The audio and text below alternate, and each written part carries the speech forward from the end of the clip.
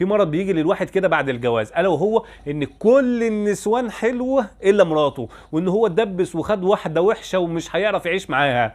وده للاسف بيبقى سبب كذا حاجه. اولا الزوج المحترم ما بيغضش بصره، والشيطان بيزين له اللي رايحه واللي جايه، وهو مشغل رقبته على رمان بري ورا البنات في الشارع، وبيقارن بينهم وبين اللي ارتبط بيها. فطبيعي جدا ان كل دول يكسبوا واللي ارتبط بيها تبقى وحشه في نظره. تاني حاجه الطمع. الواحد بيدخل الارتباط بنفسيه الطفل اللي امتلك لعبه، ولما بيشوف لعبه احلى منها في نظره وان كانت في الحقيقه مش احلى بيهون عليه اللي في ايده ويطمع في التانيه. نفس الكلام بالنسبه للشخص الغير الناضج، بعد الجواز بيقول ده كان ممكن اخد احسن من كده، ويبدا البطر والتنطيط ويعامل الزوجه ان هو احسن منها واعلى منها. تالت حاجه بتيجي الزوجه ان هي بتحسسه بقيمته الزياده عن اللزوم، وزي ما كانتش في يوم من الايام تحلم انها ترتبط بشاب فول اوبشن زي دون.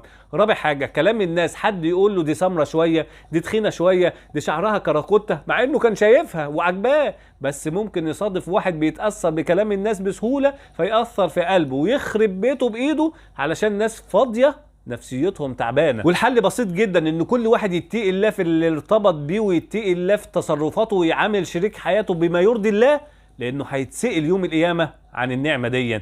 ربنا يصلح حالكم ويريح بالكم ويبعد الشيطان عنكم. بس كده، سلام عليكم.